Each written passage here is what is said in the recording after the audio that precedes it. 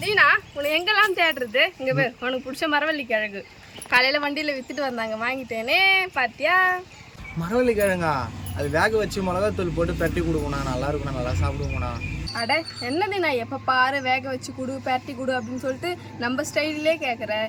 இன்னைக்கு நம்ம கண்ட்ரிலே செய்யாத ஒரு ரெசிபி, அதாவது இது வேறு கண்ட்ரி ரெசிபி. என்ன ரெசிபின்னு சொல்லிட்டு பார்த்தோன்னா ஆஃப்ரிக்கன் ஃபூஃபு தான் செய்ய போகிறோம். நல்லா இருக்குமா? சூப்பராக இருக்கும், வா செஞ்சு தரேன். ஹாய் ஃப்ரெண்ட்ஸ், இன்றைக்கி நம்ம ரெசிபி வீடியோ தான் பார்க்க போகிறோம். என்ன ரெசிபின்னு சொல்லிட்டு பார்த்தீங்கன்னா, அது வேறு ஒன்றும் இல்லை, மரவள்ளி கிழங்கு வச்சு ரெசிபி. நம்ம பார்த்திங்கன்னா மரவள்ளி கிழங்கு வேப்போம், வேச்சிட்டு பிறகு அதை பொரிப்போம். அப்படி இல்லைன்னா பார்த்திங்கன்னா அதை வச்சு என்ன வேணால் ரெசிபி செய்யலாம். ஆனால் இது நம்ம கண்ட்ரி ரெசிபியே கிடையாது, வேறு country recipe. African traditional food fufu, அதுதான் இன்றைக்கி செய்ய போகிறோம்.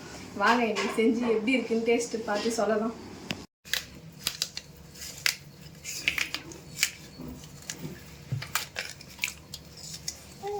ஃப்ரெண்ட்ஸ், தீனா பார்த்தீங்கன்னா இவன் க்ளீன் பண்ண ஆரம்பிச்சிட்டாரு மரவள்ளி கிழங்கு.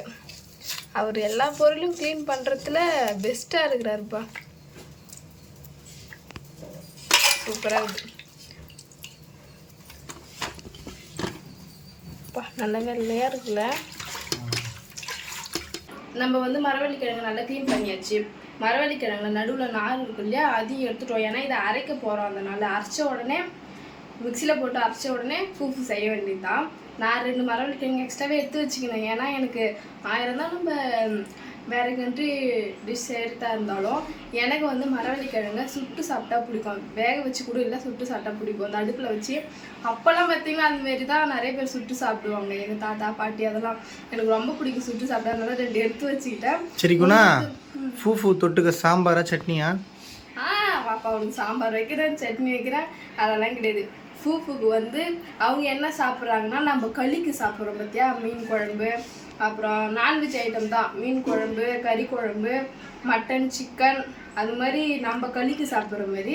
மட்டன் குழம்பு நல்லா இருக்குமாங்கண்ணா? மட்டன் குழம்பு நீ சிக்கன் தான் செய்ய சொன்னேன். சரி, ஓகே, சிக்கனே செஞ்சலாமா? சரி சரி.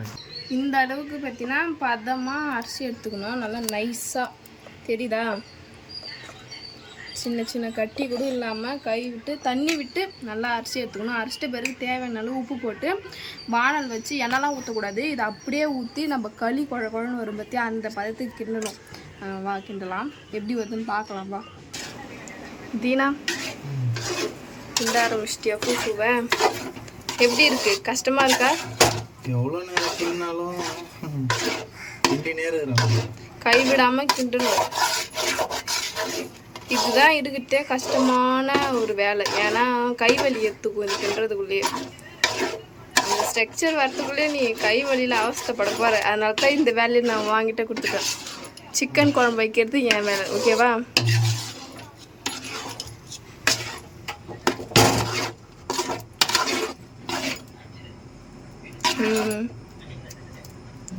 கை விடாமல் நல்லா கிண்டு. ஃப்ரெண்ட்ஸ், கரெக்டான பதத்துக்கு ஃபூஃபு வந்துடுச்சு. நான் ஃபூஃபு செய்கிறேன்ட்டு எனக்கு கை ரொம்ப வலிக்குதுண்ணா. கை வலிக்குதா? பார்க்கும்போதே தெரியுது. அந்த வானல் கூட நீ போராடுறது பார்த்தாலே தெரியுது. வானல் கூட இல்லை, ஃபூஃபு கூட.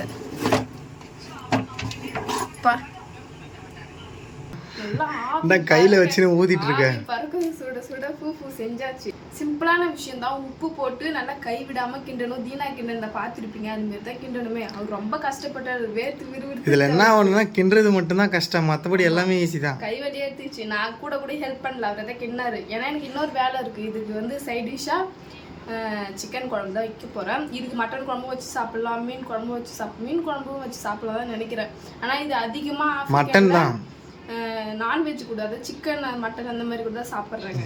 நம்ம சிக்கன் கூட இதை சாப்பிட்டு பார்ப்போம். ஃபூஃபு சாப்பிட போறியா? ஃப்ரெண்ட்ஸ், காலையிலேருந்து சாப்பிடாம இருக்கிற ஃபூஃபு. இந்த ஃபூஃபுக்காக காலையிலேருந்து அவர் சாப்பிடாம இருக்காரு. நான் பார்த்தீங்கன்னா சிக்கன் குழம்பு வச்சுட்டேன். இதுக்கு சைட் டிஷ்ஷாக சுட சுட ஃபூஃபுவோட சிக்கன் குழம்பு. முன்னாடி பாப்பா வேற பேசுகிறா, அவளுக்கும் ஃபூஃபு வேணுமா? சிக்கன் குழம்பு ஊற்றியாச்சு, சாப்பிட்டு பாரு எப்படி இருக்குன்னு. நாக்கில் எச்சி ஊதுவா. பார்த்தீங்கனாலே தெரியும் எப்படி இருக்குதுன்னு சொல்லிட்டு. சாப்பிடுதினா சீக்கிரம் சாப்பிட்டு பார்த்து எப்படி இருக்கு சொல்லுதினா, எனக்கு சாப்பிடணும் மாதிரி இருக்கு. பூ வச்சு சிக்கனோட வச்சு சாப்பிடணும். கறி குழம்புல நல்லா டிப் பண்ணி சிக்கனோட எப்படி இருக்குன்னு பார்ப்போம். அவங்க கண்ட்ரி ட்ரெடிஷ்னல் ஃபுட்டு சிக்கனோட சேர்த்து பார்க்கும்போதே சூப்பராக நாக்கில் எச்சு விடுது கூட.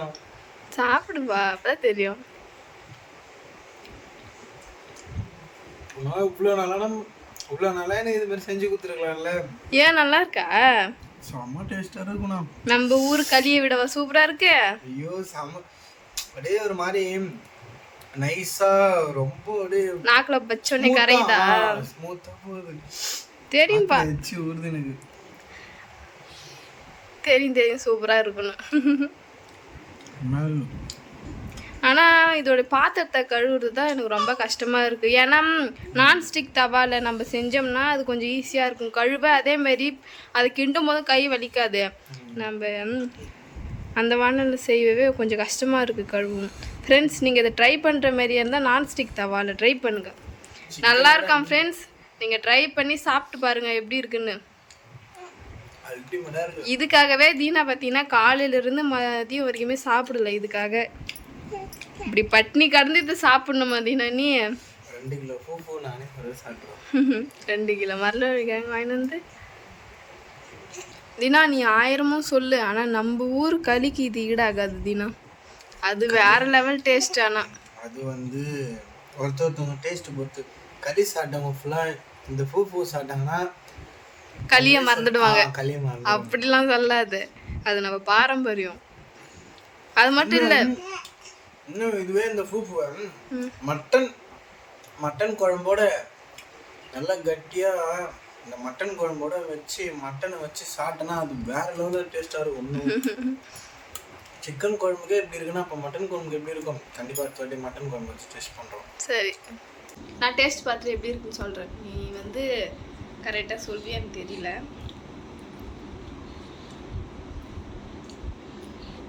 கையில் எடுக்கும் போதே வழித்திப்பா. குட்டிதாங்க என்னட்டாங்க பூ வேணுமா உனக்கு? சூப்பராக இருக்கு, நல்லா இருக்கு ஃப்ரெண்ட்ஸ்.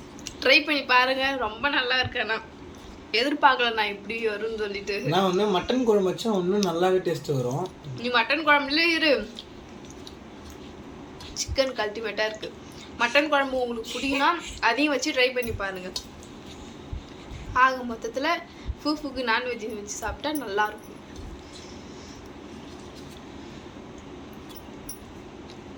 ஃப்ரெண்ட்ஸ், இன்னைக்கு விளாக்ல வந்து நாங்கள் ஏதாச்சும் ஒரு புது டிஷ், அதாவது நம்ம கண்ட்ரியில் இல்லாத டிஷ் செய்யணும்னு சொல்லிட்டு நாங்கள் ஆசைப்பட்டோம். அதேமாரி பார்த்திங்கன்னா ஆஃப்ரிக்கன் ட்ரெடிஷ்னல் ஃபுட்டை நாங்கள் செஞ்சு சாப்பிட்டு பார்த்தோம், ரொம்பவே நல்லா இருந்துச்சு.